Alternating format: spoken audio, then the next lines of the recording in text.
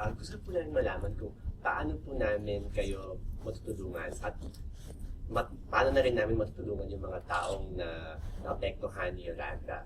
Sa pag-promote siguro yung, kasi naka-establish na kami ngayon dito, maraming tumutulong lang sa amin. Yung isang malaki yung pag ma-promote yung mga ng mga anak ko. Saka para sa mga ibang tao naman yung siguro yung mga financial siguro. Saka sa pagkain, sa mga health. Yun ang sa matutulong sa Tacloban. Ito pong pagtugtog namin at sa inspirasyon po sa mga taong at yung mga batang yung nandyan lang sa mga tatambay lang po. Para dun sa mga kababayan niyo sa Tacloban, ano yung nagagawa nitong pagtugtog niyo? Nakakatulong kayo sa... Nakakatulong po dahil pinapakita na babangon po kami. Yun po. Na-inspired yung Taclobanon nang nakikita kami. Pinapagmamalaki nila yung nagawa namin dito. So una po, nagpapasalamat ako sa lahat ng tumutulong sa amin dito.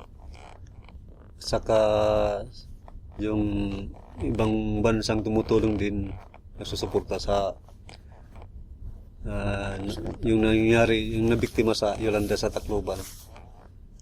Sa lahat po ng sumusuporta, maraming salamat po dahil patuloy pong sumusuporta sa amin at tumutulong po sa lugar namin na nasalanta po. Yun, salamat. Sa mga Taclobanon, babangon po tayo.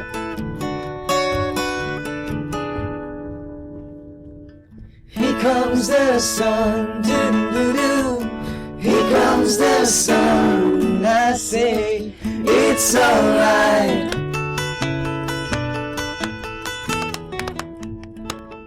Hello everyone, we're the Rayo Brothers Band. Please watch our show on the 28th of February here at ADD.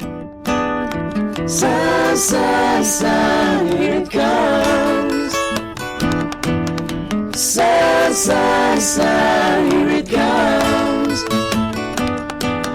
Sun, sun, sun, here it comes. Sun, sun, sun.